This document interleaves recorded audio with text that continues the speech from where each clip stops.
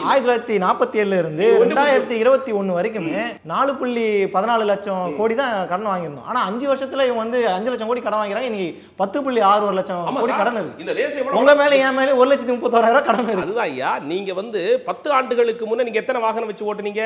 உங்களுடைய dress code எப்படி இருந்தது? உங்களுடைய வாழ்க்கை முறை எப்படி இருந்தது? இன்னைக்கு எவ்வளவு மேம்பட்டு இருக்கு? நீங்க பாருங்க, கடன் வாங்கும் சக்தி அதிகரிக்கணும்னா கூட அதுக்கு ஒரு திறன் வேணும். நீங்க சும்மா இல்ல. இப்ப எங்க பிரச்சனை வருது தெரியுமா? இப்ப நீங்க சொல்ற காரணம்லாம் யாரும் மறுக்கிறதுக்கு இல்ல, எல்லாரும் வந்து மேம்படுறாங்க, எல்லாம் ஓகே தான். உச்சநீதிமன்றம் இன்னைக்கு கேட்டிருக்கு, இலவசத்தை காட்டி காட்டி எதுக்கு நீங்க ஏமாத்துறீங்கன்ற மாதிரி கேக்குது. தேர்தல் நேரத்தில் எதுக்கு இலவசம் காட்டுவீங்க? அப்ப ஒட்டுமொத்தமா இலவசம்ன்ற வார்த்தையை வச்சுக்கிட்டு நீங்க கடன் வாங்கிடுவீங்க.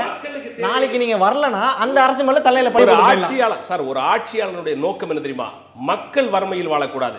மக்களுக்கு தேவை என்றால் இலவசம் கொடுப்பதை ஆட்சியாளர் முடிவு பண்ணுவார், நீதிபதி முடிவு பண்ண முடியாது. நீங்க இப்ப உள்ள நீதிபதிகள் என்னன்னு உங்களுக்கு தெரியாம ஒண்ணு இல்ல. திருப்பரங்குன்றத்தில் என்ன நடந்தது? நியாயமா நடந்தது. நீங்க பாபர் மசூதியில எல்லாத்துலயுமே கான்ஃப்ளிக்ட்ஸ் இருக்கு. இல்ல, எல்லா தீர்ப்புலயுமே நமக்கு கருத்து வேறுபாடு இருக்கு. இல்ல, நான் அத சொல்றேன். சப்ஜெக்ட்ல நீதிபதி சொன்னல என்ன தவறு இருக்கு? தவறு இருக்குல்ல. இப்போ அதுதான் நீங்க மோட்டார் சைக்கிள் கொடுத்துறீங்க, மடிக்கணினி கொடுத்துறீங்க, எல்லாமே கொடுத்துறீங்க. அப்ப எப்படி வேலைக்கு போகணும்னு கேக்குறாங்க சார். ஒரு தந்தைக்கு தெரியும், ஒரு தாய்க்கு தெரியும் என்னுடைய மகனுடைய பசியை எவ்வாறு ஆற்ற வேண்டும். ஒருவேளை அவன் இன்னைக்கு அரிசி இல்லைன்னு சொன்னா அவன் பக்கத்து வீட்டுல இருந்து வாங்கிட்டு அவன் நடைமுறைப்படுத்துவான், கொடுப்பான். நான் பசி இல்ல, பக்கத்து வீட்டுக்காரன கை நீட்ட மாட்டேன் அவன் நினைக்க மாட்டான். அது தாய்க்கும் தந்தைக்கும் தான் அந்த உணர்வு இருக்கும். அதனால நீங்க பொறுமையா கேட்கணும்.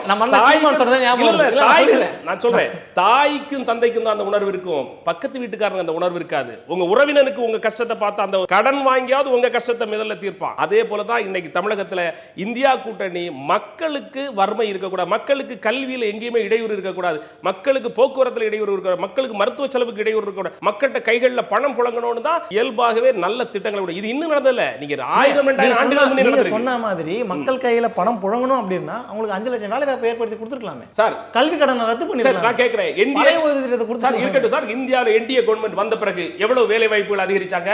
இன்னைக்கு எவ்வளவு குறைந்திருக்கு? ஐயோ, அவங்க மேல நமக்கு ஆயத்துக்கு கருத்து முரண்பாடு பல கேள்விகளும் இருக்கு. நல்ல சபையில தமிழ்நாட்டை பத்தி பேசுவோம். சீமா இப்ப அதுதான் சொல்றேன்.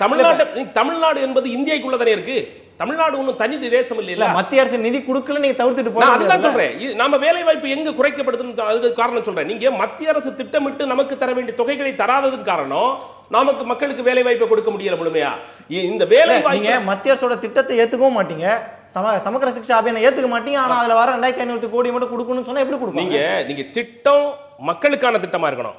மக்களை வஞ்சிக்கிற திட்டத்துக்கு நாங்க ஒன்னும் காசுக்காக வஞ்சிக்கிற திட்டத்தை விட்டு கொடுக்க முடியாது. அதுல நாங்க காம்ப்ரமைஸ் ஆக முடியாது. நாங்க வேலை சாப்பிடுறதுக்கு ஒருத்தனை போட்டு சாப்பிட பசியால பட்டினியால கொல்வேன்னு சொன்னா அதெல்லாம் ஏத்துக்கிட முடியாது.